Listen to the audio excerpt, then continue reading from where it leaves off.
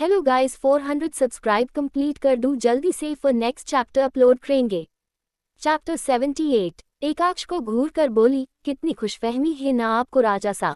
मैं आपको क्यों घूरूंगी, आपसे भी ज्यादा हैंडसम लोग हैं इस दुनिया में, और वैसे भी आप में तो इतना खास भी कुछ नहीं है। एकाक्ष भौमी को घूरते हुए भौमी के एकदम नजदीक जाकर उसके दोनों तरफ हाथ रख बोला, अच्छा तो हम में कुछ खास नहीं है रानी सा, जरा ध्यान से सोचिएगा। एकाक्ष अभी भौमी के एकदम नजदीक था। एकाक्ष भौमी के ऊपर झुका हुआ अपनी डार्क ब्राउन आई से भौमी की ग्रीन आंखों में एक तक घूर रहा था।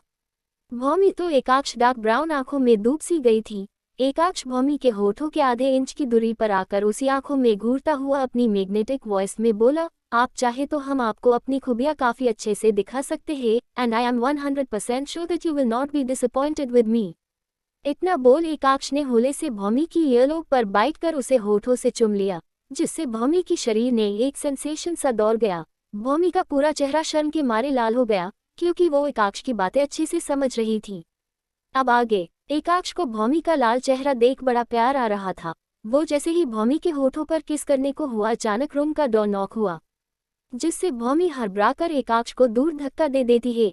एकाक्ष 2 कदम पीछे हो भौमी को नाराजगी से घूरने लगा, जैसे उसे भौमी का धक्का देना बिल्कुल भी पसंद न आया हो। भौमी एकाक्ष को गुस्से में देख जैसे ही कुछ बोलने को होती है, वापस डोर नॉक होता है। भौमी डोर की तरफ देख बोली, आ जाइए। भौमी की आवाज सुन डोर ओपन कर ओम अंदर आता है। भौमी ओम को देख बोलती है, ओम तुम यहाँ। तभी भौमी की नजर ओम के पीछे से आती हुई एक लड़की पर गई। ओम के साथ किसी लड़की को देख भौमी सवालिया नजरों से ओम को देखती है। वही एकाक्ष, वो तो ओम को खा जाने वाली नजरों से घूर रहा था। आखिर ओम ने अनजाने में सही एकाक्ष का इतना रोमांटिक मूवमेंट बर्बाद जो कर दिया था, वही उसकी वजह से भौमी ने उसे धक्का भी दिया था। बेचारा हमारा ओम अपने भाईसा के गुस्से से अनजान भौमी के पास आकर बोला, कैसी है आप भाभी मासा। भौमी अपना सर हिलाकर बोली, मैं अब बिल्कुल ठीक हूँ। वैसे मुझे तुमसे ही मिलना था, जब से होश आया है तुमसे तो बातें ही नहीं हुई। आखिर ऐसे भी किस चीज में बिजी हो तुम। ओम, सॉरी भाभी मासा, वो ऑफिस का काम थोड़ा ज्यादा बढ़ गया था, जिस वजह से आपसे बात नहीं हो पाया। भौमी एकाक्ष को घूरते हुए बोली, मुझे लगा ही था जरूर राजा सा ने ही तुम्हारा काम बढ़ाया होगा। राजा सा, आपको शर्म नहीं आती बेचारे को इतना काम देने की। देखिए बेचारा कितना थक गया है। भौमी की बात सुन एकाक्ष हैरानी से अपना मुंह खोल बोला, रानी सा हम क्यों शर्म करे, और हमने आपके बेचारे देवर को कोई काम नहीं दिया है, क्या आप हमें जल्लाद बोझ समझती है। भौमी मुंह बनाते हुए बड़बड़ाते हुए बोली, इसमें समझने की क्या बात है। भौमी का बड़बड़ाना सुन एकाक्ष गुस्से में उसे घूरने लगी। वही ओम जो इतनी देर से बोलने की कोशिश कर रहा था, वो दोनों को शांत कराते हुए बोली, अरे शांत हो जाइए आप दोनों, और भाभी मासा भाईसा ने हमें वक्त नहीं दिया, हम अपने मन से काम कर रहे हैं। ये सुन दोनों ही चुप हो गए, मगर एक दूसरे को मुंह बनाया हुए घूरने लगे। ओम बात बदलते हुए उस लड़की को आगे कर बोला, भाभी मासा ये कार्वी है, अनाथ आश्रम के बच्चों की केयरटेकर और हमारी दोस्त, ये आपसे मिलना चाहती थी। कुमुदा जो इतनी देर से सबको ध्यान से देख रही थी, वो भौमी के सामने मुस्कुराते हुए हाथ जोर से ग्रीटिंग किया। भौमी कुमुदा को ध्यान से देख मुस्कुराते हुए अपना हाथ जोर बाली, नमस्ते, तो तुम केयरटेकर हो बच्चों की, वैसे तुम काफी खूबसूरत हो। कार्वी मुस्कुराते हुए बोली, थैंक यू भाभी, वैसे आप भी काफी ज्यादा खूबसूरत हो। ओम तो आपकी तारीफ करते हुए नहीं थकता, इसलिए मुझे भी आपसे मिलने का काफी मन था। भौमी हंसते हुए बोली, अच्छा वेल थैंक यू मेरी तारीफ करने के लिए, वैसे लगता है तुम और ओम काफी करीबी दोस्त हो। कार्वी ओम की तरफ देख बोली, जी भाभी हम काफी करीब है। ओम कार्वी की नजरें महसूस कर अपना चेहरा घुमा लिया, जिससे कार्वी के होठों पर एक मुस्कान तैर गई। कुछ देर कार्वी से बातें कर ओम और कार्वी वहां से चले गए। भवानी नायक अपने घर में सर पर हाथ रख बैठा हुआ था। इन कुछ दिनों में हर तरफ उनकी और उनके बेटे की भर भर कर बदनामी हो रही थी। उन्होंने काफी कोशिश की इन न्यूज़ को ब्लॉक करने की, मगर इसका कोई फायदा नहीं हुआ। अचानक उनका फोन बजा। कॉलर आईडी पर ललित का नेम शो हो रहा था। न जाने क्यों भवानी को कुछ बुरा होने का अंदेशा हो रहा था। भवानी ने कॉल पिक कर कान पर लगा लिया। उधर से ललित की घबराई हुई आवाज आई, सर वो पुलिस ने कल्याण बाबा को पकड़ लिया है। ये सुन भवानी चिल्लाकर खड़े होकर बोला, क्या, कैसे, पुलिस को कैसे पता चला कल्याण के बारे में। ललित बोला, पता नहीं सर, हम लोग कल्याण बाबा को सीक्रेट तरीके से देश से बाहर भेज रहे थे, तभी पता नहीं कैसे पुलिस वहां पहुंच गई, वो कल्याण बाबा को पकड़कर अपने साथ ले गए। ये सुन भवानी का फोन उसके हाथ से छूटने को हुआ। वो खुद को संभाल हड़बड़ाहट के साथ पुलिस स्टेशन की तरफ भागे। Police station. Bhavani police station में एंटर कर चिल्ला कर बोला, किसकी मौत आ गई है, जिसने भवानी के बेटे को अरेस्ट करने की हिम्मत की है। भवानी की आवाज सुन सब उनकी तरफ देखने लगे। तभी ईश्वरी बड़े आराम से चलकर उनके सामने आकर बोली, अरे विधायक जी आराम से, इतना चिल्लाने ने कहीं आपको हार्ट अटैक न आ जाए, लीजिए पानी पीजिए। इतना बोल ईश्वरी ने भवानी के सामने पानी का ग्लास कर दिया। भवानी नायक ने पानी का ग्लास झटक चिल्लाकर बोला, एसपी तेरी हिम्मत कैसे हुई मेरे बेटे को अरेस्ट करने की, जिस वर्दी ने नाम पर तू इतना नाच रही है। 2 मिनट नहीं लगेंगे मुझे तेरी इस अकड़ के साथ वर्दी को अलग करने की। ईश्वरी आराम से चेयर पर बैठ भवानी की धमकी सुन मुस्कुरा कर बोली, अरे विधायक जी कैसी बातें कर रहे हैं आप, हम तो आपके सर्वेंट हैं, हमें अकड़ दिखाने को हिम्मत कहा, हम तो बस वही कर रहे हैं जिसके लिए हमें कहा गया है। वैसे आप हमारी वर्दी बाद में उतार दीजिएगा, पर उससे पहले आप चाहे तो अपने प्रिय बेटे से मिल सकते हैं। ईश्वरी एक कांस्टेबल से बोली, इन्हें जरा इनके बेटे से मिलवा दीजिए, कहीं यहीं पर इनका दम ना निकल जाए। चिल्ला चिल्ला कर भवानी गुस्से से ईश्वरी को घूरता है, मगर फिर अपने बेटे की सेल की तरफ चला जाता है।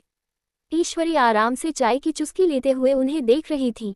एक थोड़े उम्रदराज कांस्टेबल ईश्वरी की फिक्र कर बोला, मैडम ये काफी पावरफुल लोग हैं, ये कुछ भी कर सकते हैं, आपको उन्हें गुस्सा नहीं दिलाना चाहिए। ईश्वरी उन्हें देख प्यारी सी मुस्कान देकर बोली, काका आप चिंता मत कीजिए, कोई हमें कुछ नहीं कर सकता, और इन जैसे लोग तो बिल्कुल भी नहीं, आप बस आराम से तमाशा देखिए, तमाशा बनाने वालों का। ये बोल वो मुस्कुराते देती है।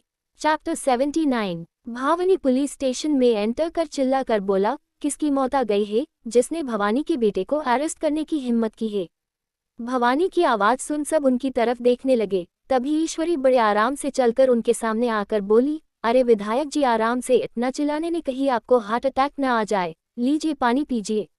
इतना बोल ईश्वरी ने भवानी के सामने पानी का ग्लास कर दिया। भवानी नायक ने पानी का ग्लास झटक चिल्लाकर बोला, एसपी तेरी हिम्मत कैसे हुई मेरे बेटे को अरेस्ट करने की, जिस वर्दी ने नाम पर तू इतना नाच रही है। 2 मिनट नहीं लगेंगे मुझे तेरी इस अकड़ के साथ वर्दी को अलग करने की। ईश्वरी आराम से चेयर पर बैठ भवानी की धमकी सुन मुस्कुरा कर बोली, अरे विधायक जी कैसी बातें कर रहे हैं आप, हम तो आपके सर्वेंट हैं, हमें अकड़ दिखाने को हिम्मत कहा, हम तो बस वही कर रहे हैं जिसके लिए हमें कहा गया है। वैसे आप हमारी वर्दी बाद में उतार दीजिएगा, पर उससे पहले आप चाहे तो अपने प्रिय बेटे से मिल सकते हैं। ईश्वरी एक कांस्टेबल से बोली, इन्हें जरा इनके बेटे से मिलवा दीजिए, कहीं यहीं पर इनका दम ना निकल जाए। चिल्ला चिल्ला कर भवानी गुस्से से ईश्वरी को घूरता है, मगर फिर अपने बेटे की सेल की तरफ चला जाता है। ईश्वरी आराम से चाय की चुस्की लेते हुए उन्हें देख रही थी। एक थोड़े उम्रदराज कांस्टेबल ईश्वरी की फिक्र कर बोला, मैडम ये काफी पावरफुल लोग हैं, ये कुछ भी कर सकते हैं, आपको उन्हें गुस्सा नहीं दिलाना चाहिए। ईश्वरी उन्हें देख प्यारी सी मुस्कान देकर बोली, काका आप चिंता मत कीजिए, कोई हमें कुछ नहीं कर सकता, और इन जैसे लोग तो बिल्कुल भी नहीं, आप बस आराम से तमाशा देखिए, तमाशा बनाने वालों का। ये बोल वो मुस्कुराते देती है। अब आगे भवानी नायक जैसे ही कल्याण के सेल के पास जाता है, सेल के अंदर की हालत देख उसका दिल कांप जाता है। कल्याण को बहुत बुरी तरह टॉर्चर किया गया था। कल्याण सेल की एक तरफ जमीन पर पड़ा हुआ था।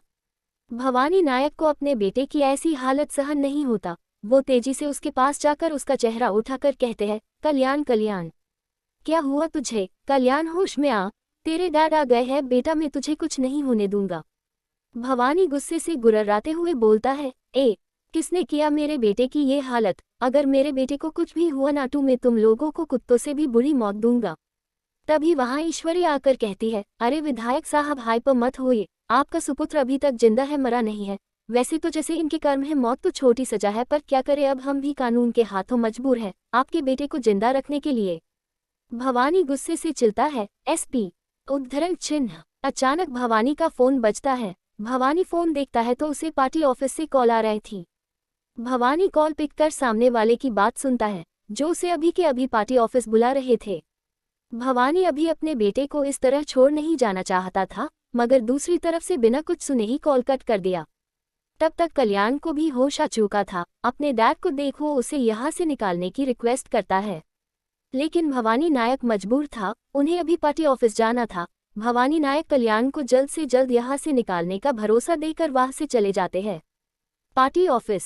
भवानी के सामने अभी पार्टी के काफी सीनियर मेंबर्स बैठे हुए थे। पार्टी का अध्यक्ष भवानी के सामने कुछ न्यूज़पेपर पटक कर, ये सब क्या है भवानी? भवानी नायक उन न्यूज़पेपर्स की तरफ देखता है जिनमें उसके बेटे के खिलाफ काफी कुछ लिखा गया था। भवानी नायक कहता है, ये सब कुछ झूठ है, ये सब उन ओपिनियंस की चाल है मेरे बेटे को फंसाने की। पार्टी अध्यक्ष कहते हैं, उससे हमें कोई फर्क नहीं पड़ता भवानी, पर तुम्हारे बेटे की वजह से हमारे पार्टी की बहुत बदनामी हो रही है, इसलिए हम लोगों ने ये डिसीजन लिया है कि तुम्हें इस पार्टी से रिजाइन करना होगा। भवानी हैरानी से बोलता है, ये क्या बोल रहे हैं आप लोग? मैंने अपनी पूरी जिंदगी इस पार्टी को दी है और आज आप लोग मुझे पार्टी से रिजाइन करने के लिए बोल रहे हैं। चाहे कुछ भी हो जाए मैं पार्टी से रिजाइन नहीं करूंगा। ये सुन दूसरा पार्टी मेंबर कड़क लहजे में बोलता है, भवानी हम मानते हैं कि तुमने अपनी पूरी जिंदगी इस पार्टी को दी है, पर अब हम लोग कुछ नहीं कर सकते। तुम्हारे बेटे की वजह से हम अपने पूरे पार्टी को खतरे में नहीं डाल सकते, इसलिए बेहतर होगा तुम खुद ही पार्टी से रिजाइन कर दो, वरना हमें खुद तुम्हें पार्टी से निकालना होगा। भवानी नायक उन्हें समझाने की काफी कोशिश करता है मगर कोई उनकी बात नहीं सुनता। मजबूरी में उन्हें पार्टी से रिजाइन देना पड़ा। भवानी नायक जैसे ही ऑफिस से बाहर निकला, उन्हें कई सारे रिपोर्टर्स ने घेर लिया। रिपोर्टर्स धक्का मुक्की करते हुए भवानी नायक से सवाल पूछने लगे, मिस्टर नायक क्या ये सही है आपका बेटा बच्चों और औरतों की तस्करी करता है? क्या आपको अपने बेटे की इस काम के बारे में पहले से पता है? मिस्टर नायक क्या आप भी अपने बेटे के साथ माइल हुए हैं? मिस्टर नायक हमें पता चला आपको पार्टी से निकाल दिया गया है, क्या ये सच है मिस्टर नायक? उद्धरण चिन्ह। सभी भवानी नायक से तरह तरह के सवाल कर रहे थे। एक रिपोर्टर की माइक की वजह से भवानी नायक के सिर पर चोट लग जाती है जिससे हल्का का खून बहने लगता है। कुछ सिक्योरिटी बहुत मुश्किल से भवानी नायक को भीड़ से निकाल उन्हें उनके काम में बैठा देते हैं।